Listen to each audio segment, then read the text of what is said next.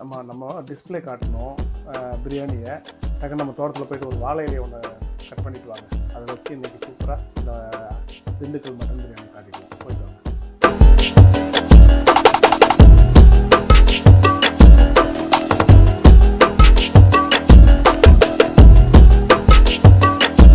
நம்ம திண்டுக்கல் மட்டன் பிரியாணி அருமையாக வந்திருக்குது.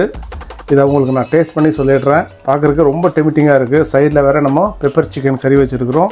சூப்பரான ஒரு கேரட்டும் வெங்காயமும் போட்டு ஒரு பச்சடி ஒன்று பண்ணி வச்சுருக்கிறோம். ஸோ இப்போது நம்ம இதை டேஸ்ட் பண்ணிடலாம். ரைஸ் அவ்வளோ சாஃப்டாக இருக்குது.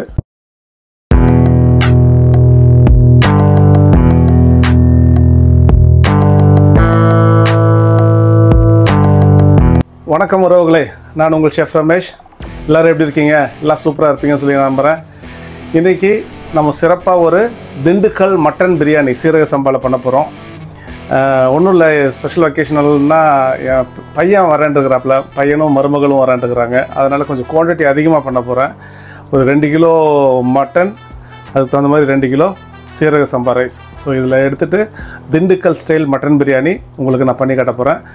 அதுக்கு முன்னாடி நம்ம சேனலுக்கு புதுசாக யாராச்சும் வந்திருந்தால் மறக்காமல் சப்ஸ்கிரைப் பண்ணிக்கோங்க, பெல் ஐக்கானையும் கிளிக் பண்ணிக்கோங்க. நான் போடுற சூப்பரான ரெசிபிஸ் எல்லாமே உங்களுக்கு வந்து சேரும். இப்போது நம்ம ஸ்ட்ரைட்டாக மட்டன் பிரியாணி பண்ணுறதுக்கு போயிடலாம். இன்க்ரீடியன்ஸ்லாம் எடுத்து வச்சுருக்கிறேன், வாங்க உள்ளே போவோம். பிரியாணிக்கு தேவையானது ஒரு 2 கிலோ மட்டன் எடுத்து வச்சுருக்கிறேன். ஒரு 2 கிலோ சீரக சம்பா ரைஸ், தக்காளி ஒரு 1/2 கிலோ, கொத்தமல்லி புதினா நம்ம தோட்டத்தில் விளைஞ்சது ஃப்ரெஷ்ஷாக ஆர்கானிக் கொத்தமல்லி புதினா ரெண்டுமே, பச்சை மிளகா ஒரு 10 பச்சை மிளகா, வெங்காயம் வந்துட்டு ஒரு 800 கிராம் வெங்காயம் எடுத்துருக்கிறேன். இஞ்சியும் பூண்டும் ஒரு 100 கிராம்ஸ் எடுத்துருக்கிறேன். இது வந்துட்டு இந்த மசாலா இது வந்துட்டு பிரியாணிக்கு பவுட்ரு பண்ணி ஆகணும். இதை ரோஸ்ட் பண்ணி பவுட்ரு பண்ணணும். மிளகு ஒரு டீஸ்பூன், மல்லி ஒரு டீஸ்பூன், ஒரு 8 ஏலக்காய், ஒரு 4 ஸ்டார் அனி சீட்ஸு, முந்திரி பருப்பு ஒரு 10, கிராம்பும் பட்டையும் சேர்த்து ஒரு 10 கிராம் இருக்கும். அண்ட் 2-3 பேலீஃப், ஒரு டீஸ்பூன் சோம்பு. ஸோ இது எல்லாமே வந்துட்டு வறுத்து பவுட்ரு பண்ணணும். இதுதான் நம்ம பிரியாணிக்கு தேவையான மெயின் இன்க்ரீடியன்ஸு. இது நம்ம ஒவ்வொன்றா ப்ராசஸ் பண்ணும்போது அடுத்தடுத்து மசாலாஸ் என்னென்ன போடுறேன்றதை நான் உங்களுக்கு சொல்லிடுறேன். ஓகேங்களா? ஓகே, நம்ம இந்த மட்டனை வந்துட்டு வேக வச்சிடலாம் குக்கரில். அதுக்கு தேவையானது மசாலா போட்டுக்கலாம். மல்லித்தூள் வந்துட்டு ஒரு 3 டீஸ்பூன் போடுறேன். மஞ்சத்தூள் ஒரு டீஸ்பூன், மிளகாய்த்தூள் வந்துட்டு ஒரு 1.5 டீஸ்பூன் போடுறேன். இஞ்சி பூண்டு பேஸ்ட்டு இதுலேயே வந்துட்டு ஒரு டேபிள் ஸ்பூன் போடுறேன் ஃபுல்லாக. இதில் சால்ட்டு சேர்த்துக்கலாம். சால்ட்டு ஒரு 3 டீஸ்பூன், அவ்வளோதான். இனி நம்ம பிரியாணி பண்ணும்போது நம்ம இதே தண்ணியை தான் நம்ம பிரியாணிக்கு யூஸ் பண்ண போகிறோம். அதனால் இந்த தண்ணியை ஊற்றிட்டு அதுக்கு தகுந்த மாதிரி சால்ட் தேவைப்படும் போது நம்ம போட்டுக்கலாம். இப்போது நம்ம இதை வந்துட்டு வேக வச்சிடலாம். ஒரு 4 விசில் விடலாம். மட்டன் வேகிறதுக்கு 4 விசிலுக்கு அப்புறம் நம்ம எடுத்து பிரியாணி ப்ராசஸ் ஸ்டார்ட் பண்ணிடலாம். ஓகேங்களா? இதுலேயே கொஞ்சம் நெய் ஊற்றி விடலாம். நெய் ஊற்றினோன்னா அந்த திண்டுக்கல் பிரியாணிக்கு அந்த ஃப்ளேவரே வந்துட்டு உங்களுக்கு சூப்பராக இருக்கும். இந்த மட்டனில் வந்துட்டு நெய் வாசனை இறங்கி இருக்கும். அதனால் இதில் ஒரு டீஸ்பூன் அளவுக்கு நெய் ஊற்றிடுறேன். மட்டனை குக்கரில் வேக போட்டுட்டோம். இதுக்கு இடையில் நம்ம அந்த பிரியாணிக்கு வேண்டிய மெயின் இன்க்ரீடியன்ஸ் அந்த கரம் மசாலா இருக்கு இல்லைங்களா, அதை வந்து நம்ம ரோஸ்ட் பண்ணி பவுட்ரு பண்ணணும். அதை என்னென்ன நம்ம போட்டு ரோஸ்ட் பண்ணுறோன்றதை நான் உங்களுக்கு காட்டிடுறேன். வாங்க. ஏலக்காவும் இந்த வரமல்லியும் இதில் போடுறேன். இந்த ஸ்டார் அனி சீட்ஸு, மிளகு, கிராம்பும் பட்டையும், சோம்பு, பிரியாணி இலை, இது எல்லாத்தையுமே நம்ம ஒன்றா போட்டு ரோஸ்ட் பண்ணிடலாம். மெயினாக இந்த திண்டுக்கல் பிரியாணிக்கு சூப்பராக ஃப்ளேவர் கொடுக்குறதே வந்துட்டு இந்த கரம் மசாலா அதுதான். ஸோ இதுதான் வந்துட்டு கரெக்டாக நம்ம ரோஸ்ட் பண்ணிவிட்டு பவுட்ரு பண்ணிவிட்டு நம்ம அதில் போட போகிறோம். இப்போது இதில் கொஞ்சம் நல்லா ரோஸ்ட் ஆகிடுச்சு. இதில் இப்போ இந்த முந்திரி பருப்பும் சேர்த்துக்க போகிறேன். ஸோ முந்திரி பருப்பும் சேர்த்து நம்ம பவுட்ரு பண்ணுறோம்.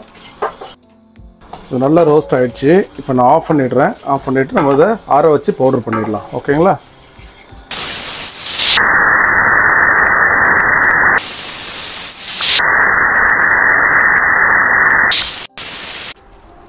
நம்ம ஒரு 150 ml ஆயில் ஊற்றிக்கலாம். அதில் 2 கிலோ பிரியாணிக்கு 50 ml அளவுக்கு நெய், 50 ml வந்துட்டு ஒரு 3 டீஸ்பூன் வரும்.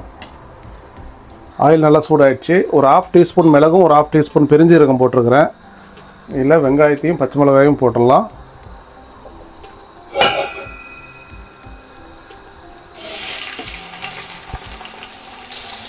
நான் ஏன் இதில் வந்துட்டு ஸ்பைசஸ் போடலைன்னா, நம்ம ஆல்ரெடியே இப்போ ஸ்பைசஸ் எல்லாமே வந்துட்டு பவுட்ரு பண்ணி வச்சுட்டோம். நம்ம அந்த பவுட்ரு போட்டாலே போதும்.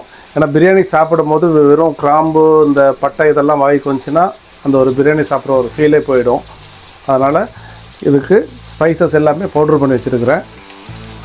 இதுலேயே ஒரு கைப்பிடி புதினாவை கொஞ்சம் போட்டுக்குவோம். நல்ல மணமாக இருக்கும். ஃப்ரை ஆக சால்ட்டு போட்டுக்கலாம். இதில் ஒரு டீஸ்பூன் அளவுக்கு. சீக்கிரம் ஆனியன் ஃப்ரை ஆகிடும். ஆனியன் நல்லா ப்ரௌன் ஆகிடுச்சு. இப்போ நம்ம இஞ்சி பூண்டு பேஸ்ட்டு சேர்த்துக்கலாம். இதில் ஒரு 3 டேபிள் ஸ்பூன் அளவுக்கு இஞ்சி பூண்டு பேஸ்ட்டு சேர்க்குறேன். நம்ம ஏற்கனவே மட்டன் வேக வைக்கும் போது ஒரு ஃபுல் டேபிள் ஸ்பூன் அளவுக்கு இஞ்சி சேர்த்துருக்குறோம், இஞ்சி பூண்டு பேஸ்ட்டு. ஸோ இதில் ஒரு 3 டேபிள் ஸ்பூன் அளவுக்கு இஞ்சி பூண்டு பேஸ்ட் போட்டுருக்குறேன். அவ்வளோதான். இது கொஞ்சம் நல்லா ஃப்ரை ஆகிட்டோம். அதுக்கப்புறம் நம்ம டொமேட்டோ சேர்த்துக்கலாம். இஞ்சி பூண்டு நல்லா வதங்கிடுச்சு. அந்த ஃப்ளேவர் பச்சை வாடையெல்லாம் போயிடுச்சு. இப்போ நம்ம தக்காளி ஆட் பண்ணிக்கலாம். அதில்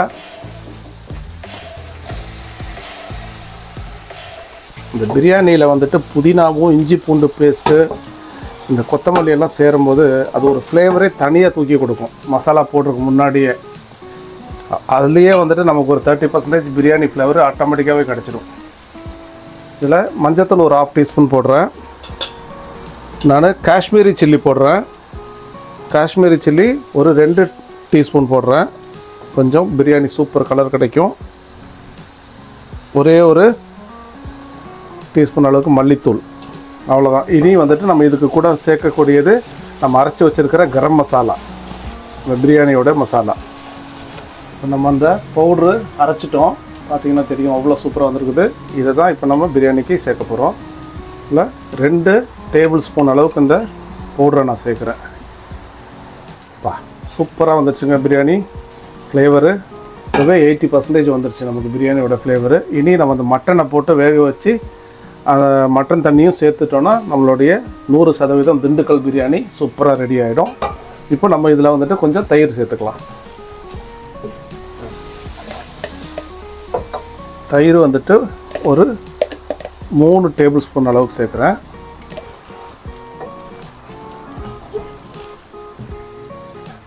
இப்போ கொஞ்சம் இந்த கொத்தமல்லியை இதில் தூவி விடுவோம். சாப் பண்ணி வச்சுருக்கிறேன் கொத்தமல்லி.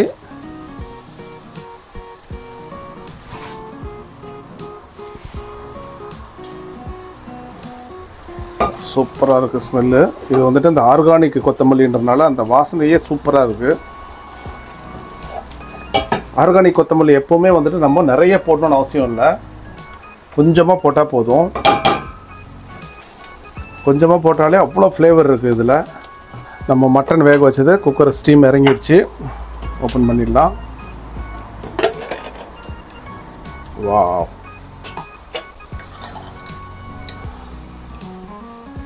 மட்டன் சூப்பராக வெந்துடுச்சு. இப்போ நம்ம இந்த மட்டனை வந்துட்டு மசாலாவில் கொட்டிட்டு தண்ணியை கரெக்டாக நம்ம அளந்து ஊற்றினாலே போதும். ஏன்னா நம்ம 2 கிலோ சீரக சம்பா ரைஸை ஊற வச்சுருக்கிறோம். அரை மணி நேரம் ஊறி இருக்குது. ஊறினதுனால தண்ணி அளவு கரெக்டாக வச்சிங்கனாலே நமக்கு சூப்பராக பிரியாணி மலர்ந்து வந்துடும். 2 கிலோவுக்கு 2 லிட்டர் தண்ணி கரெக்டாக ஊற்றிடலாம். இப்போ நம்ம சூப்பரான திண்டுக்கல் சீரக சம்பா மட்டன் பிரியாணியை தம் பண்ணி எடுத்துடலாம். ஓகேங்களா?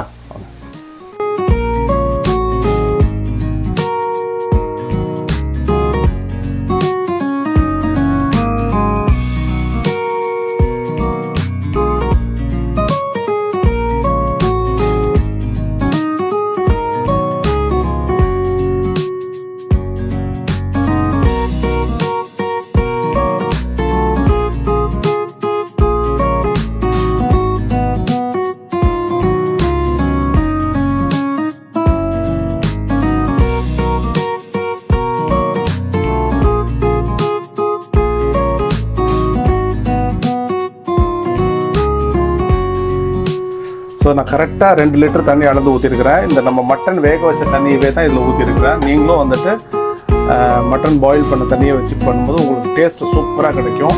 ஏன்னா இது ஃபுல் அண்ட் ஃபுல்லாக அந்த மட்டனுடைய ஹெல்த் எல்லாமே வந்துட்டு அதில் மட்டன் தண்ணியில் இறங்கி இருக்குது. அதோடைய சுவைகள் அத்தனையுமே அதில் தான் இருக்குது. ஏன்னா போன் மேரா இருக்குது பாருங்கள். இந்த போன் மேராவோட டேஸ்ட் எல்லாமே வந்துட்டு நமக்கு இந்த மட்டனில் பிரியாணியில் இறங்கிடும். இதுதான் போன் மேரா. இதில் வர அந்த ஜூஸ் வந்துட்டு அவ்வளோ டேஸ்டியாக இருக்கும். இப்போ நம்ம ஒரு சின்ன ஒரு கொதிக்க விட்டுட்டு ரைஸை கொட்டிடலாம். ஓகேங்களா? நான் இதுக்கு இடையில வந்துட்டு ஒரு சிக்கன் மசாலா மாதிரி பண்ணியிருக்கிறேன். அது பெப்பர் சிக்கன் மசாலா மாதிரி. இது இந்த பிரியாணி கூட வச்சு தான் சாப்பிட போகிறோம். இது தனியாக நான் ஒரு நாள் உங்களுக்கு ஒரு ரெசிபி போட்டு காட்டுறேன். ஏன்னா வெறும் பிரியாணியை வந்துட்டு மகனுக்கும் மருமகளுக்கும் கொடுத்தா நல்லா இருக்காது. அது கூட ஒரு சிக்கன் பெப்பர் சிக்கன் மசாலா, ஒரு தயிர் பச்சடி, mutton biryani, Dindigul mutton biryani. So இதுதான் இன்றைக்கி பிளானு.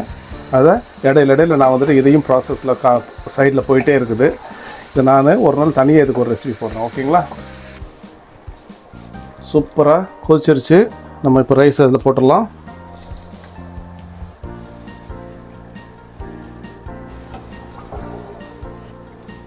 பாருங்கள், சூப்பராக போட்டாச்சு ரைஸு. இப்போ நம்ம இது ஒரு 5 நிமிஷம் தான் ஸ்லோ ஃபயரில் வச்சு, இன்னும் நல்லா சூடாக இருக்குது, ஸ்லோ ஃபயரில் வச்சுக்கிட்டு ஒரு கிண்டி விடுங்க. இந்த ஸ்டேஜில் நீங்கள் ஃபைனல் பண்ணிக்கிங்க சால்ட்டு டேஸ்டெல்லாம். சால்ட் பார்த்துடலாம், கொஞ்சம் தேவைப்படுது, போட்டுக்கலாம். ஏன்னா நம்ம ஒரே ஒரு ஸ்பூனு தான் வெங்காயம் வணக்கும் போது போட்டோம். அதே மாதிரி ஒரே ஒரு ஸ்பூனு தான் இதில் மட்டனுக்கு பாயில் போடும்போது போட்டோம். இப்போது யூஸ் பண்ணிக்கலாம்.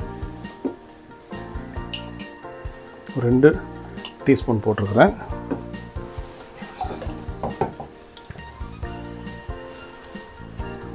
எக்ஸாக்ட்லி பர்ஃபெக்டாக இருக்குது. ஒரு 5 மினிட்ஸ் கொதிக்கிட்டோம், கரெக்டாக இருக்கும் நமக்கு. இதுக்கு இடையில் நம்ம என்ன பண்ணலான்னா, ஒரு தவாவை ஒன்று சூடு பண்ணி ரெடியாக வச்சுக்குவோம் தம் போடுறதுக்காக.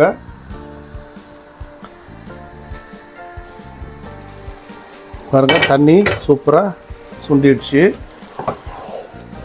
அடிப்பிடிக்கலை, கரெக்டாக இருக்குது. மெதுவாக இலக்கி விடணும், ரொம்ப இலக்கவும் கூடாது. ரொம்ப இலக்கிட்டே இருந்தீங்கன்னா ரைஸ் உடைய ஆரம்பிக்கும், குழஞ்சிரும். அதே மாதிரி இந்த மட்டன் பீஸும் வந்துட்டு ரொம்ப உடஞ்சிரும். இப்படி லேசாக நீங்கள் இடையில அடி பிடிக்காத அளவுக்கு லேசாக ஒரு கிண்டு இந்த பக்கம் அந்த பக்கம் ஒரு கிண்டு விடுங்க, கரெக்டாக இருக்கும். இப்போ நம்ம ஊற வச்சுருக்கிறதுனால சூப்பராக இதாகிடுச்சு. நான் மேலே வந்துட்டு இந்த கொத்தமல்லி புதினாவை மீதி இருக்கிறத தூவி விட்றேன். தூவி விட்டுட்டு பாருங்கள், சைடில் ஒரு தோசை தவா வந்துட்டு நான் சூடுக்கு வச்சுட்டேன். ஆல்ரெடியாக இங்கே ஒரு தோசை தவா ரெடியாக இருக்குது. இதை வந்துட்டு இப்போ தம் போட்டுடலாம். அவ்வளோதான், சூப்பராக ரெடி ஆகிடும். கரெக்டான தண்ணி நமக்கு சுண்டிடுச்சு. இந்த கொத்தமல்லி புதினாவை மேலே போட்டு விட்டுடலாம். சூப்பராக ஃபைனல் ஸ்டேஜ் இது.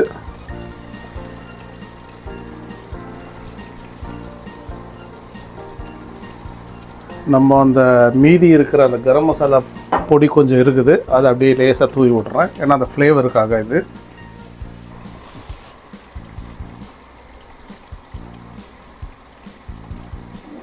சூப்பர், அவ்வளோதான்.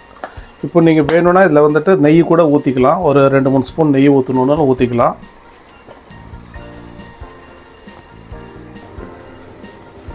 சும்மா அப்படியே ஒரு 2 ஸ்பூன் மொத்தம் ஊற்றி விட்றேன் நான், ஃப்ளேவருக்காக. நல்ல ஃப்ளேவராக இருக்கும்.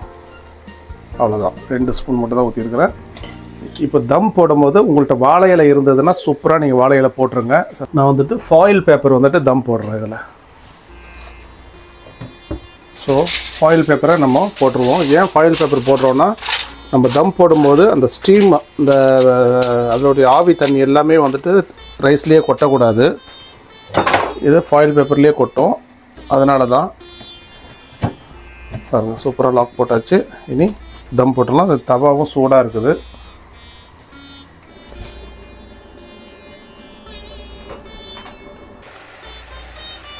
மட்டன் பிரியாணி நல்லா ஸ்டீம் வந்துருச்சு. பாருங்கள், பார்த்தா தெரியும். நம்ம கரெக்டாக ஒரு 15 மினிட்ஸ் வந்துட்டு தம் போட்டிருந்தோம். நல்லா ஸ்டீம் ஆகிடுச்சு. இப்போ நம்ம ஆஃப் பண்ணிடலாம். நம்ம இப்போ தம் ஓப்பன் பண்ணிடலாம். பாருங்கள், மேலே தண்ணியெல்லாம் இருக்குது, அதை மெதுவாக எடுக்கணும். அப்படியே எடுத்துட்டோன்னா தண்ணி பூரா அதிலே கொட்டிடும். இங்கே பாருங்கள், எவ்வளோ தண்ணி கீழே கொட்டிட்டு பாருங்கள். ஃபுல்லாகவே இந்த தண்ணி வந்துட்டு பிரியாணியில் இறங்குச்சுன்னா அப்படியே பிரியாணி குழஞ்சிரும். அதனால தான் வந்துட்டு நம்ம இதுக்கு ஃபாயில் பேப்பர் போட்டுட்டு போடுறது. இப்போ இதை எடுத்துடலாம். சூப்பராக தம்மாக இருக்குது. ரைஸ் எல்லாம் அருமையாக வெந்திருக்குது. நான் உங்களுக்கு எடுத்து காட்டுறேன் பாருங்கள். பாருங்கள், இந்த மாதிரி சூப்பராக நம்ம கரெக்டாக அரை மணி நேரம் ஊற வச்சுட்டு 2 கிலோ ரைஸுக்கு கரெக்டாக 2 லிட்டர் தான் தண்ணி ஊற்றிருக்கிறோம். சூப்பராக மலர்ந்து வந்திருக்குது ரைஸு. நம்ம இதை வந்துட்டு ரிவ்யூ பண்ணிடலாம். ஓகேங்களா? இது இடையில நம்மளுடைய சிக்கன் கறியும் நம்ம ரெடி பண்ணியிருக்கோம். Pepper chicken.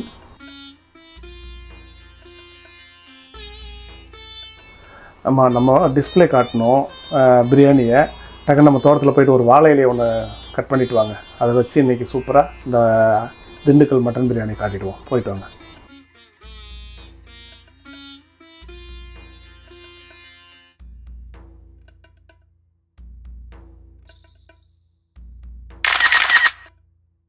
நம்ம திண்டுக்கல் மட்டன் பிரியாணி அருமையாக வந்திருக்குது. இதை உங்களுக்கு நான் டேஸ்ட் பண்ணி சொல்லிடுறேன். பார்க்குறதுக்கு ரொம்ப டெமிட்டிங்காக இருக்குது. சைடில் வேறு நம்ம பெப்பர் சிக்கன் கறி வச்சுருக்கிறோம். சூப்பரான ஒரு கேரட்டும் வெங்காயமும் போட்டு ஒரு பச்சடி ஒன்று பண்ணி வச்சுருக்கிறோம். ஸோ இப்போது நம்ம இதை டேஸ்ட் பண்ணிடலாம். ரைஸ் அவ்வளோ சாஃப்டாக இருக்குது. மட்டன் எல்லாம் பஞ்சாக பறக்குது. இப்போ பாருங்கள், பார்த்தாலே தெரியும். ஸோ இந்த மட்டனோட கொஞ்சோண்டு ரைத்தா, இந்த பெப்பர் சிக்கன் கிரேவி எல்லாத்தையும் சேர்த்து